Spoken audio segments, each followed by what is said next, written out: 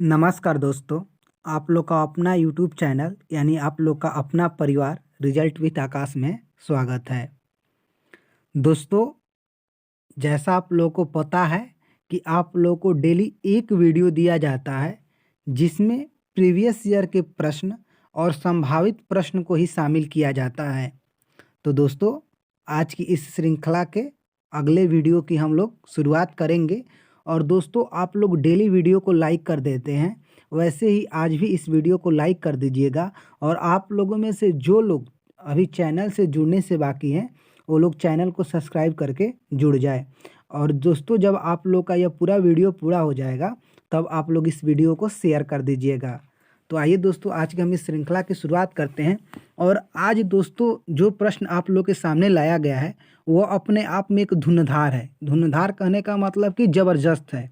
इतना ज़बरदस्त है कि आप पूछिए मत। जैसे आप लोग के सामने जब प्रश्न आएगा तो आपको लगेगा कि कुछ नया और सीखने को आज मिलेगा। नया सीखने को मिलेगा। और मतलब कि देखिए, सीखने का मतलब क्या है, हम ये नहीं कहेंगे कि आपको याद करने का मिलेगा, बल्कि आपका समझ थोड़ा और विकसित होगा। किसके प्रति? तो सी टेट जैसे एग्जाम के प्रति। तो आइए हम लोग शुरुआत करते हैं आज के वीडियो को। दोस्तों, आप लोग वीडियो को लाइक कर दीजिएगा और चैनल से जुड़ जाइएगा। देखिए दोस्तों, आज का पहला प्रश्न क्या दिया रहा मतलब दिया हुआ है। कह रहा है क्या, विकास के किस चरण में बहुत से हार्मोन संबंधी परिवर्तन होते हैं तथा अपनी पहचान की सक्रिय खोज पर बल होता है। देखिए, कह रहा है ना कि मान लो विकास की वो कौन सी अवस्था है जिसमें बहुत सारे हार्मोन संबंधी परिवर्तन होते हैं और बच्चा जैसे अपनी या बालक अपनी पहचान के लिए खोजने पर बल देता है कि मुझे कोई पहचाने, या सक्रिय भूमिका निभाता है किसके लिए? अपनी पहचान बनाने के लिए। किशोरावस्था, शैशवावस्था, प्रारंभिक बाल्यावस्था, माध्यमिक बाल्यावस्था। तो देखिए, हार्मोन संबंधी परिवर्तन सबसे ज़्यादा कहाँ होते हैं? तो किशोरावस्था में होते हैं। कहाँ होते हैं? तो किशोरावस्था में होते हैं। देखिए, किशोरावस्था में जितने मतलब कि हार्मोन संबंधी परिवर्तन है, मतलब जैसे जैविक, सामाजिक और व्यक्तिगत परिवर्तनों का भी सामना करना पड़ता है। किसको? बालक को। अब देखिए, जैसे हम लोग के एरिक्सन साहब हैं, वो कुछ क्या बताएं किशोरावस्था के बारे में। किशोरावस्था को एक पहचान संकट के रूप में जाना जाता है। इस अवस्था में किशोर सक्रिय रूप से पहचान की खोज करता है। क्यों? इसमें भी लिखा है कि सक्रिय रूप की पहचान का खोज करता है। तो एरिक्सन साहब ने बताया भी है क्या कि किशोरावस्था को एक पहचान संकट के रूप में जाना जाता है। और इसमें इस अवस्था में जो बालक होता है वो सक्रिय रूप से पहचान की खोज करता है, यानी अपनी पहचान बनाना चाहता है। तो हम लोग का ऑप्शन नंबर ए इसका उत्तर हो जाएगा। आइए फिर कुछ और बात करते हैं। देखिए, अगला प्रश्न क्या दिया है। कह रहा है क्या, विकास के विषय में कौन सा वक्तव्य सही है? अब देखिए, हमको किसको जानना है? तो विकास को जानना है। इसमें से कौन सा जो स्टेटमेंट यानी जो ऑप्शन दिया है वो उसके बारे में सही है? कह रहा है क्या, विकास की गति में व्यक्तिगत विभिन्नताएं होती हैं। हाँ, ये बात बिल्कुल सही है कि सबका विकास अलग अलग होता है। मतलब जैसे ये नहीं कहा जा सकता है कि सबका विकास सेम होता है और सेम ही होगा, बल्कि सबका विकास अलग अलग होता है। तो यह हम कह सकते हैं कि विकास में व्यक्तिगत विभिन्नताएं पाई जाती हैं। ठीक। संज्ञानात्मक विकास पूर्णतः अनुवांशिकता द्वारा निर्धारित होता है। आप बताइए, ऐसा है? तो बिल्कुल नहीं। क्योंकि संज्ञानात्मक विकास में भी पूरा अनुवांशिकता नहीं होता है, उसमें पर्यावरण, समाज, संस्कृति इसका भी योगदान होता है। यानी कि ऑप्शन नंबर 2 हमारा गलत है। अभी हमारा एक सही मिला है। विकास पूर्व निर्धारित क्रम में होता है। यह कहा जा सकता है कि विकास पूर्व निर्धारित क्रम में होता है। जैसे यह कहा जा सकता है कि जैसे बालक का पहले जो हम लोग का गर्दन होता है वह मजबूत होता है, उसके बाद धीरे धीरे धीरे धीरे पैर होते हुए मजबूत होता है। तब बालक का जब पैर मजबूत होता है तो लास्ट में बालक चलने सीखता है। यानी कि विकास का यह कहा जा सकता है कि पूर्व निर्धारित क्रम है। जैसे कोई भी कहा जाता है कि बालक इतने महीने का होगा तो खड़ा होकर चलने लगेगा, इतने महीने तक रहेगा तो बबला के बोलने लगेगा। यानी कि इसका क्रम पूर्व निर्धारित किया जा सकता है। फिर क्या कह रहा है, विकास के सभी पक्ष क्षेत्र परस्पर संबंधित होते हैं। ये भी बिल्कुल बात सही क्या कि विकास के क्षेत्र आपस में संबंधित होते हैं। यानी कि एक नंबर हमारा सही है, फिर 3 नंबर सही है, फिर 4 नंबर सही है। 2 नंबर तो हमारा गलत है। यानी कि 1, 3, 4 ऐसा कोई ऑप्शन है? 1, 3, 4। हाँ, हम लोग का ऑप्शन नंबर 3 इसका सही उत्तर हो जाएगा क्या? 1, 3 और 4। आइए फिर कुछ और बात करते हैं। देखिए अगला प्रश्न क्या दिया है। देखिए दोस्तों, यह प्रश्न बहुत अच्छा है। पियाजे के अनुसार निम्नलिखित में से कौन से तत्व विकास को प्रभावित करते हैं? ठीक है, अब विकास को प्रभावित करने वाले और किसके अनुसार? तो जीन पियाजे के अनुसार। परिपक्वता, क्रियाशीलता, सामाजिक अनुबंधन, संतुलन, संतुलनता। ठीक, ऑप्शन नंबर ए। फिर दिया है भाषा, सांस्कृतिक, सामाजिक प्रभाव, सम आयु वर्ग। फिर ऑप्शन नंबर 3 क्या दिया है? सकारात्मक व नकारात्मक, पुनर्वलन, प्रस्तुतिकरण एवं दंड, हटाया जाना, अन्वेषण, ध्यान, अवरोध, स्मृति। अब देखिए, पहले तो आप प्रश्न का उत्तर निकालने सीखिए। देखिए, अवरोध का कोई भी बात वो नहीं किए तो 4 नंबर गलत हो जाएगा, और नकारात्मक भी पियाजे साहब ने बात नहीं किया है। अब भाषा संस्कृति है, तो संस्कृति हम लोग जानते हैं किस पर किसके, तो वाइगोस्की साहब के ज़्यादा प्रभाव है, तो ये नहीं होगा। बल्कि संतुलनता यानी संतुलन, यानी कि जो हम लोग का होता है क्या, संयोजन, क्रियाशीलता, सामाजिक अनुभव, ये सब कौन दिए हैं? तो ये सब चारों शब्द वाइगोस्की साहब से संबंधित। जैसे परिपक्वता हो गया, यानी कि ऑप्शन नंबर ए हमारा सही उत्तर हो जाएगा क्या? परिपक्वता, क्रियाशीलता, सामाजिक अनुभव, संतुलनता। अब देखिए परिपक्वता क्या है? बच्चा जब बड़ा होता है, मान लीजिए जैसे कोई बच्चा है वो बड़ा हो गया, वह जैविक प्रक्रियाएं चिंतन स्वरूप को बदल देती है। यानी देखिए उसके अंदर जो जैविक प्रक्रियाएं होती हैं उसके जो चिंतन करता है उसके स्वरूप को बदलती है। यानी कि परिपक्वता कह लीजिए तो एक तरह की जैसे कि मतलब कि सीखना ही है। उसके बाद देखिए क्रियाशीलता है।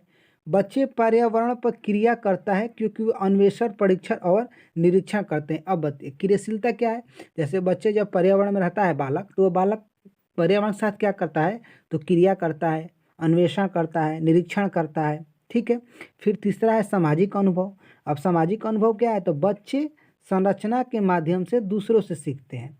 अब देखिए सामाजिक अनुभव का मतलब क्या? जैसे बालक जब समाज में है तो वो दूसरों से अंतःक्रिया करके सीखेगा, यानी कि सामाजिक अनुभव।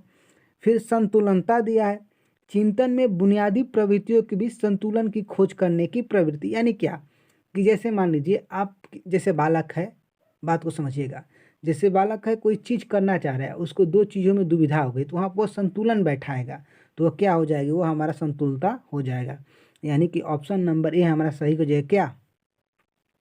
पियाजे के अनुसार परिपक्वता, क्रियाशीलता, सामाजिक अनुभव, संतुलनता 4 तत्व विकास को प्रभावित करते हैं। तो आइए फिर हम लोग आगे बात करते हैं। दोस्तों ये अच्छे अच्छे प्रश्न हैं। आइए फिर हम लोग आगे बात करते हैं। अब देखिए अगला प्रश्न क्या दिया है? कह रहा है क्या, लेबागोस्की व जीन पियाजे के सिद्धांतों में मुख्य भेद क्या है? अब किसके किसके बीच में कह रहा है? तो लेबागोस्की कह रहा है और जीन पियाजे में कह रहा है। ठीक है, तो ऑप्शन ए दिया है, अर्थ निर्माण की प्रक्रिया में बच्चों की रचनात्मकता वस्तुनिष्ठ भूमिका। फिर दूसरा दे रहा है बच्चे को सक्रिय निष्क्रिय कार्यकर्ता के रूप में देखना। तीसरा दिया है भाषा व सोच के बीच संबंध। चौथा दिया है सीखने की प्रक्रिया की सरल व जटिल समझ। ठीक, तो अब देखिए लेबागोस्की व जीन पियाजे के सिद्धांत में मुख्य भेद क्या है? तो मुख्य भेद यही है क्या कि भाषा और सोच के बीच संबंध दोनों वैज्ञानिकों का अलग अलग है। अब यह क्या अलग है इसको भी हम थोड़ा सा जानते हैं। देखिए जीन पियाजे साहब क्या कहते हैं कि विचार बच्चों में भाषा या भाषा के विकास से पहले होता है। मतलब जीन पियाजे साहब का कहना है कि जो बच्चों के अंदर विचार आता है वह भाषा या भाषा के विकास से पहले होता है, या तो भाषा के साथ हो जाएगा या तो भाषा के विकास से पहले होगा। क्या विचार, ये किनका कहना है? तो ये जीन पियाजे साहब का कहना है। लेकिन वाइगोस्की साहब का क्या कहते हैं कि विचार और भाषा पहले स्वतंत्र रूप से विकसित होते हैं और फिर एक दूसरे से विलीन हो जाते हैं। लेकिन वाइगोस्की साहब का यह कहना है कि विचार अलग है, भाषा अलग है, दोनों अलग अलग विकसित होते हैं लेकिन बाद में एक दूसरे के साथ अंतःक्रिया करते हैं, यानी कि विलीन हो जाते हैं। तो हम लोग का ऑप्शन नंबर 3 सही होगा क्या कि पियाजे कहते हैं कि विचार बच्चों में भाषा या भाषा के विकास से पहले होता है, मतलब कि भाषा के साथ भी हो सकता है और भाषा के बाद भी हो सकता है। जबकि वाइगोत्स्की साहब क्या कहते हैं कि विचार भाषा से पहले स्वतंत्र, विचार और भाषा दोनों स्वतंत्र होते हैं, माने विकास के साथ, माने जब विकास होता है तब, और बाद में एक दूसरे से विलीन हो जाते हैं यानी कि मिल जाते हैं। तो हम लोग ऑप्शन नंबर 3 इसका सही उत्तर हो जाएगा। दोस्तों यह एक इम्पॉर्टेंट क्वेश्चन है, इसको समझ जाइएगा। और दोस्तों आप लोगों में से जिन्होंने अभी तक वीडियो को लाइक नहीं किया है तो बस आप लोग सपोर्ट के रूप में लाइक कर दीजिए और चैनल से जुड़ जाइए। आइए फिर कुछ आगे बात करते हैं। अब देखिए अगला प्रश्न क्या दिया है, कह रहा है क्या लेबागोस्की का विश्वास था कि, अब क्या विश्वास था, शिक्षा का मुख्य उद्देश्य विद्यार्थियों की स्मृति में तथ्यों को डालना है, विद्यार्थियों को तथ्य याद कराना है। अब बताइए कभी भी कोई वैज्ञानिक याद करने पर जोर दिया है? तो आप कहेंगे कि नहीं दिया है, यानी कि ऑप्शन नंबर 1 गलत हो जाएगा। बच्चे मुख्यतः अकेले काम करके और संज्ञानात्मक अवधारणाओं की खोज करके सीखते हैं। अब बताइए अकेले काम करके बच्चा सीखता है, जबकि वाइगोत्स्की साहब खूब कहते हैं सामाजिक संस्कृति का सिद्धांत, सामाजिक अंतःक्रिया का सिद्धांत। तो यह भी ऑप्शन गलत हो जाएगा। उसके बाद आगे ऑप्शन क्या दिया है, अधिगम संरचनात्मक और साथ साथ सहयोगात्मक प्रक्रिया है। अधिगम मुख्यतः तब होता है जब बच्चे किसी प्रक्रिया से कोई उद्दीपक जोड़ते हैं। तो अब देखिए सहयोग शब्द आ गया तो ये वाइगोत्स्की साहब का है। क्यों? क्योंकि ले वाइगोत्स्की साहब ने इसका फोल्डिंग वर्ड दिया है जिसका अर्थ क्या होता है, पाड़ होता है, ढांचा होता है, मचान होता है, और इसे एक सहयोग भी कहा जाता है, यानी कि अधिगम संरचनात्मक और साथ साथ सहयोगात्मक होता है, यानी कि ऑप्शन नंबर 3 हमारा सही उत्तर हो जाएगा। आइए फिर हम लोग फिर आगे बात करते हैं। देखिए अगला प्रश्न क्या दिया हुआ है, अगला प्रश्न हम लोग का है लॉरेंस कोहलबर्ग के विषय में कौन सा विकल्प सही है। अब किसके विषय में पूछा है? तो लॉरेंस कोहलबर्ग के बारे में पूछा है। कह रहे हैं क्या ये पियाजे के सिद्धांत को उद्धत नहीं करते हैं, वे नैतिक विकास के 6 स्तर और 2 चरणों में समेट देते हैं। देखिए बिल्कुल गलत बात है। क्यों? क्योंकि वो 3 चरण दिए हैं, मतलब 3 स्तर, मतलब 3 उसका मुख्य है और तीनों का 2-2 उपचरण है। ठीक है, ये भी गलत है। उन्होंने बच्चे को हिंज की दुविधा की काल्पनिक स्थिति देखकर शोध किया है। उनका मानना है कि संज्ञानात्मक विकास क्रम में लड़के और लड़कियों में नैतिक व विकास भिन्न भिन्न होते हैं। तो क्या उन्होंने बच्चे को हिंज की दुविधा, यानी कि देखिए लॉरेंस कोहलबर्ग इनका देखिए एक प्री कन्वेंशनल स्टेज होता है, एक कन्वेंशनल होता है और एक पोस्ट कन्वेंशनल होता है।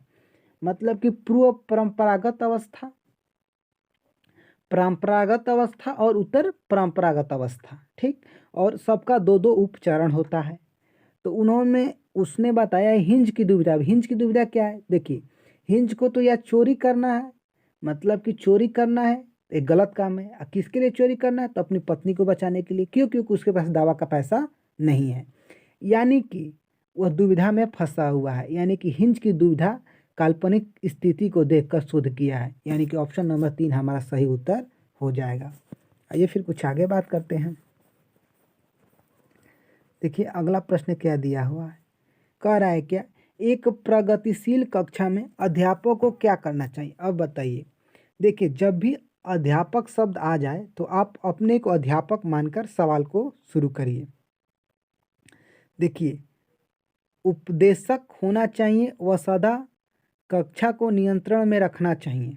अब देखिए, अब बताइए कि आप एक प्रगतिशील कक्षा में उपदेशक होंगे और सदा कक्षा को नियंत्रण में रखना चाहिए, मतलब कि अपने नियंत्रण में हमेशा रखेंगे, यानी बच्चे को आप बांध रहे हैं। छात्रों के पूर्व ज्ञान व अनुभव को महत्व देना चाहिए, यह ऑप्शन बिल्कुल सही है। केवल बाह्य अभिप्रेरणा पर बल देना चाहिए, ये भी बिल्कुल गलत है। क्यों? क्योंकि आंतरिक अभिप्रेरणा बाह्य अभिप्रेरणा से कई गुना अच्छा है। छात्रों को आलोचनात्मक तरीके से सोचने के लिए प्रोत्साहित करना चाहिए, ये भी सही है। अब देखिए ऑप्शन हम लोग को कोई 2 ही सही निकालना है। यदि आप पहले में कंफ्यूज भी होते हैं तो पहले से कई गुना अच्छा हमारा दूसरा है, और दूसरा चौथा दोनों सबसे अच्छा है।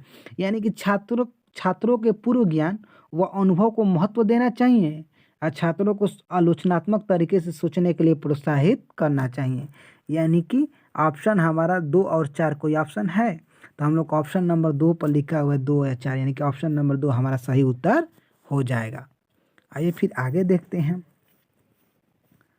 देखिए क्या करा है, पाठ्य पुस्तकों में स्त्रियों का केवल नारीवादी विशेषताएं जैसे पालन पोषण व देखभाल करने वाली संवेदनशील के रूप में चित्रण किसका उदाहरण है। अब देखिए कह रहा है कि पाठ्य पुस्तक में जो जानकारी हम लोग को मिलती है क्या, कि नारी पालन पोषण करेगी और देख रेख करेगी, ये किसका उदाहरण है। आप बताइए, मैं कभी भी आप लोगों से बोलता हूँ कि जब किसी कार्य को मैंने पुरुष ये करेंगे स्त्री ये करेंगे ऐसा दिखाने लगे तो आप समझ जाइएगा कि वो लैंगिक पक्षपात है या लैंगिक रूढ़िवादिता है।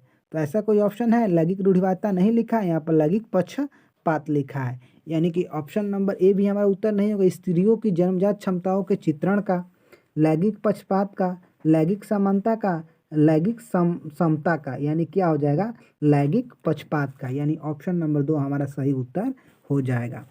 फिर हम लोग आगे देखते हैं।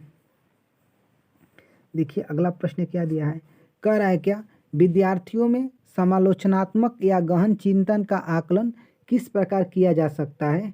उनकी पत्ती स्मरण की योग्यता के परीक्षण द्वारा, उनके विवेचनात्मक कौशल को विश्लेषण द्वारा, उनकी नकल करने की गति मापकर, उनकी वर्तनी की परिशुद्धता की गणना द्वारा।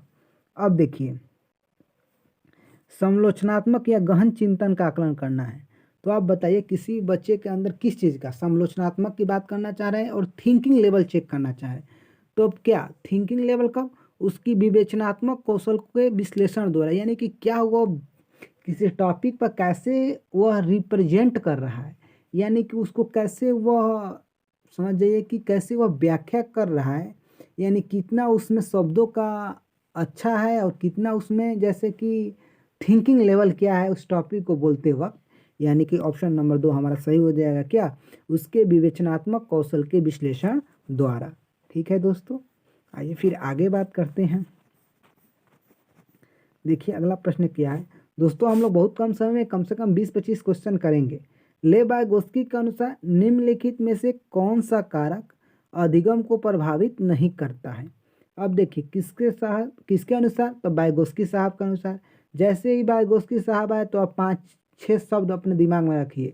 एक तो रूस के हैं, एक सामाजिक सांस्कृतिक, सामाजिक संज्ञानात्मक, सामाजिक अंतःक्रिया का सिद्धांत दिया है। ठीक है, इन्होंने समीपस्थ विकास के क्षेत्र में के बारे में बताया है और इन्होंने पाड़, इसका फोल्डिंग, ढांचा या मचान शब्द दिया है। ठीक, उसके बाद इन्होंने प्राइवेट स्पीच बताया है कि बालक आपस में निजी वार्ता करते हैं।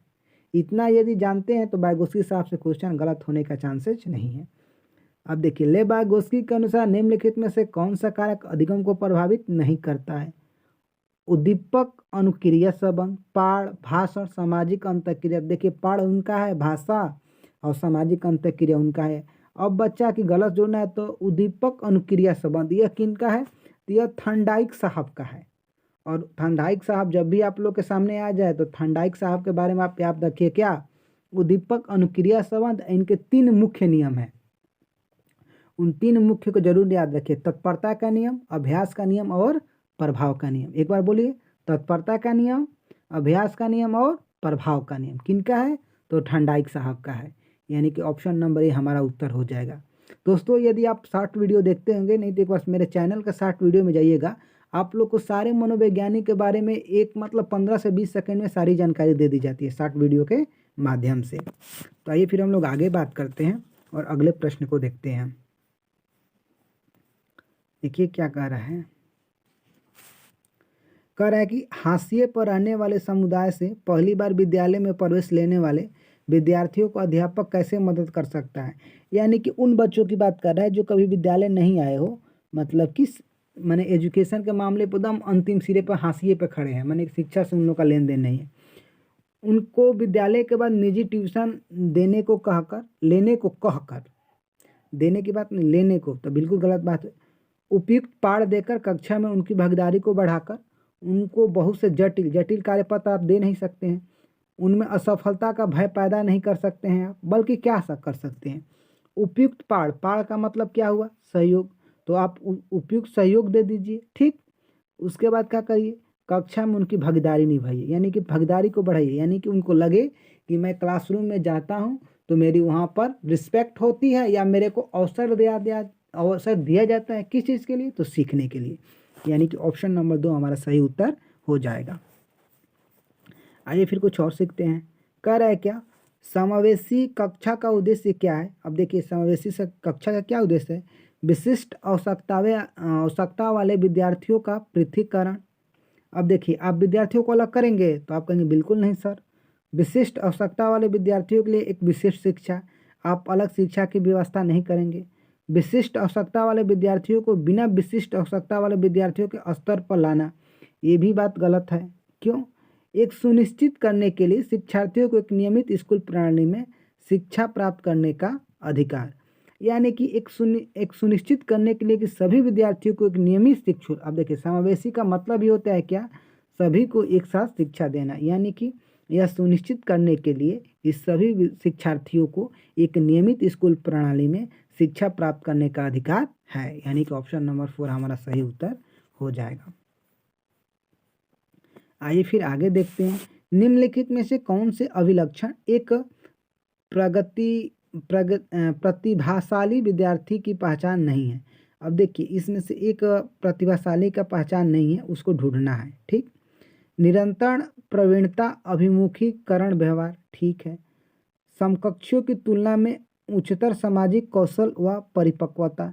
अब देखिए तुलना की बात तो किसी को सूट नहीं करती है, स्वतंत्र रूप से समस्या समाधान आज़ाद होता है, प्रतिभाशाली आज़ाद होता है, बौद्धिक जिज्ञासा भी उसको रहती है, नहीं रहेगी तो हम प्रतिभाशाली कैसे कहेंगे। बल्कि तुलना की बात यहाँ पर गलत हो जाए। क्यों, क्योंकि समकक्षियों की तुलना में उच्चतर सामाजिक कौशल व परिपक्वता, यह बिल्कुल नहीं कहा जा सकता है कि जो प्रतिभाशाली है वो हमेशा अपने साथियों से तुलना में उच्चतर होगा। किसी क्षेत्र में आगे हो तो किसी क्षेत्र में वो पीछे हो सकता है, यानी कि ऑप्शन नंबर 2 हमारा सही उत्तर हो जाएगा। फिर आगे देखिए, माध्यमिक स्कूल के शिक्षकों को क्या करना चाहिए, विद्यार्थियों की त्रुटि को इंगित करना चाहिए ताकि उसकी सफलता बताई जा सके। आप बताइए, अब टीचर होंगे तो बच्चों की असफलता ढूंढेंगे, विद्यार्थियों की त्रुटि पूरी कक्षा को बताई जानी चाहिए ताकि उसे अपमानित किया जा सके, अपमानित करेंगे।